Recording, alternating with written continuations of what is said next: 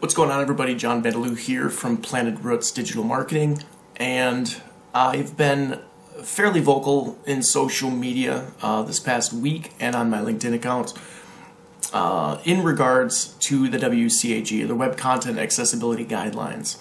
The reason why I'm being vocal about this is because it is not information that is being shared publicly by very many people.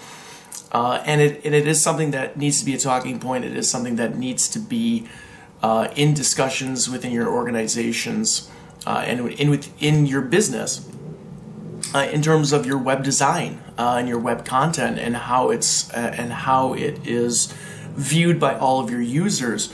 Now, the reason why this is important, guys, is 1 in 5 people are disabled, 8.1 million visually impaired, 2 million blind, 7.6 million auditory impaired, 2.2 million suffer seizures and epilepsy, and 19.9 million are motor impaired, and they can't even use a mouse.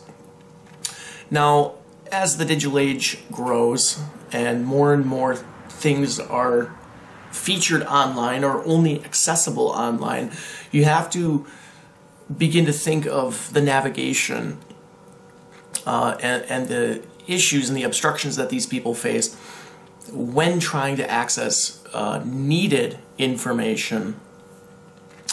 And not only is it something that you want to improve upon to make your business more inclusive, but it also is the law. And in the Department of Justice's ADA, the Americans with Disabilities Act,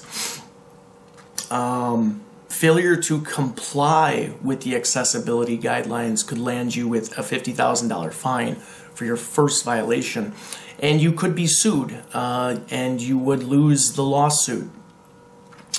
That's just for a first offense. Now, usually when lawsuits like this occur, other lawyers start seeing the pattern, and they usually start finding ways to get their hands in that jar as well.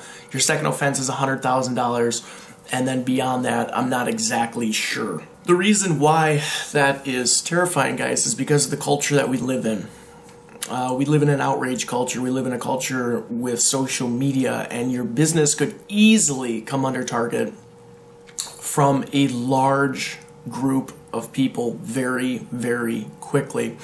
And if you do receive a fine, not only will you receive that $50,000 fine, but you're going to be liable for the damages as well. You're going to have to pay for the lawsuit. You're going to have to cover the cover the fees of the lawyer, which that could easily rack up to be a substantial amount of money. While also, in protection of yourself, you would have to shut your website down. And if a lot of your business comes from online, that could majorly affect your business. So then, just on top of that, you would then have to fix it. You would then have to either rebuild a website or to fix everything on your site to make it compliant within Section 508 of the Department of Justice's ADA. So that is just some information, and this isn't stuff that is talked about by enough people, and it really should be. And you could say, hey, this is that's a racket, that's a money grab. I shouldn't have to rebuild my website, or I shouldn't have to adhere to these guidelines. But here's the thing: 1 in 5 people disabled. That's about 20%. So 20% of the people coming to your website are probably finding it very difficult to navigate your online resources.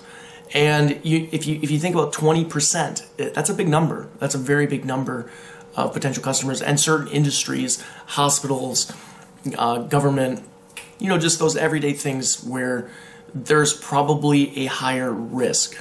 So so generally speaking, this is a very important economical talking point, especially if your business is considering to build a website. if your business is considering to build a website, or if you as an entrepreneur, or you as somebody watching this on my, if you're my Facebook friend or whatnot, and you're planning on building a website, you need to make sure that your website is accessible for all audiences. The internet is designed to be inclusive. It's supposed to be for everyone. It's a place where anyone can get information, but these are things that are overlooked. These are things that are neglected, considering that only 0.02% of websites are fully accessible. So you really have to think about, a blind person navigating. And this might be a completely new concept to some of you listening. Like maybe you have never even thought about it. But just a real easy general analogy is, if you own a brick and mortar store, you usually will accommodate for the handicap. You'll make it wheelchair accessible. You'll have ramps, or you'll have lifts. Your bathrooms, you'll have a wheelchair accessible bathroom stall. With the rails for people to be able to, more easily use your facilities. These types of things are what you need to think about when you're applying to the digital world, because everything is moving towards the digital world. Everything is moving to the online, and having online resources as the main function of how society works. And there's web technology that allows the blind to be able to have software that reads to you. If you are deaf, closed captioning for your videos. There's guidelines in regards to flashy or spinning things on your websites, and those things need to be clearly within the guidelines as well, to prevent from epileptic seizures and things like that. And culture has moved towards that. I mean, even if you go to a movie theater, for example, like a movie theater, you can now get screen readers, and you can get, extra things for audio, for the audio, for people that are auditory impaired. For example, YouTube, if you're familiar with uploading videos on YouTube, every video has that feature of closed captioning. Now, it's not very good. It does its best because it's an algorithm. It picks up on the audio and then tries to translate it back. But that closed captioning is there to meet the guidelines. It's there to stay within the law, and that YouTube won't be held liable for damages and for discrimination. It's actually considered discrimination, and your business is most likely at risk. With only 0.02% of websites built that are within compliance, that means that you watching this, if you own a website, it is most likely that you're in that gray area. You're in that you're in that category of being at risk of a discrimination lawsuit.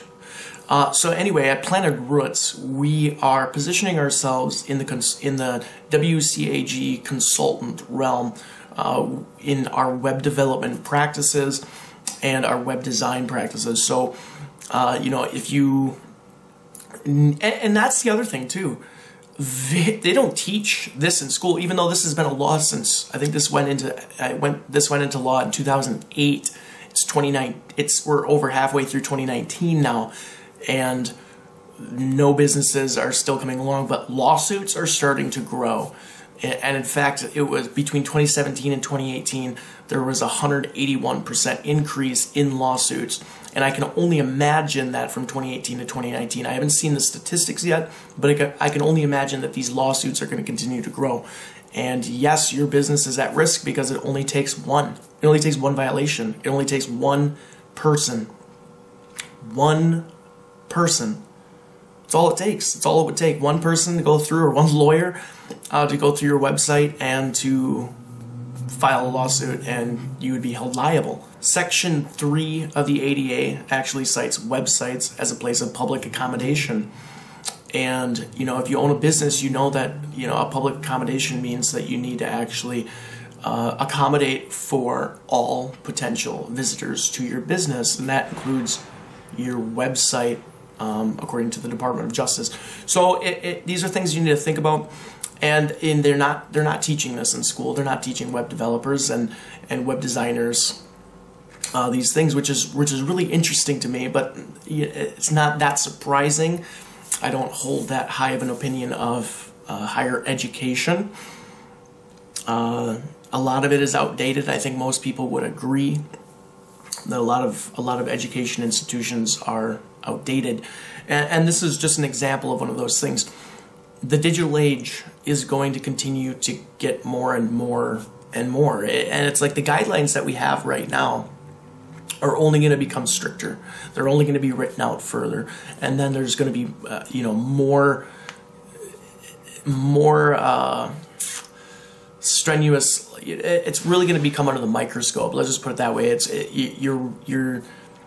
The practices of how people build websites is going to become more and more uniformed. You can look at it one of two ways. You can look at it as, this really sucks that you might have to fork out money to get your business up to the accessible guidelines, or build a new website,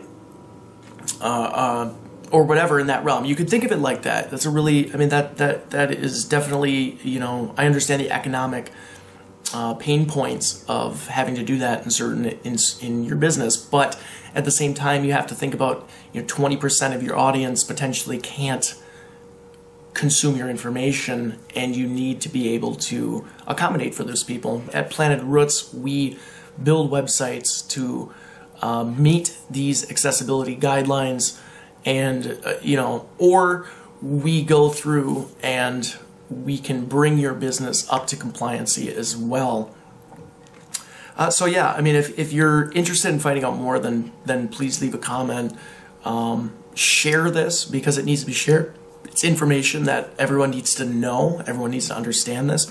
So please share this video with somebody that you might know who currently has a website, who might be at risk of not meeting these requirements. And if you want a compliancy report done for your business, we'll go through your website and we'll give you a detailed breakdown of where you're failing and what you could do better to actually meet the compliancy reports. And then we do offer web hosting and WCAG compliancy SEO. So, if you decide to transfer your web hosting over to us at Planted Roots, we could actually keep your business on track within the WCAG guidelines, or, the web content accessibility guidelines. Because if you're a website that has content added regularly to your site, you could begin to be at risk again in the future. And like I said, guys, it only takes one person. It only takes one disgruntled person, one bad customer service example could land your business with massive fines and civil and criminal litigation, which that is a nightmare. So we want to help businesses get out ahead of this, because it is going to become more prominent in our culture, and it is a way to bring awareness that, yes, we need to be more inclusive to people who are not as fortunate as us, and they need to be able to access the same information that we do as well. So that's our standpoint on this right now. If this sounds like crazy to you, please comment. I'd love to engage with you within the comments. And if you want to find out more, then you could book a call with me. I'd love to get your business on the right track. I'd love to get your business up to the compliancy standards as best as we could, and we can go from there. All right, guys, have a great day.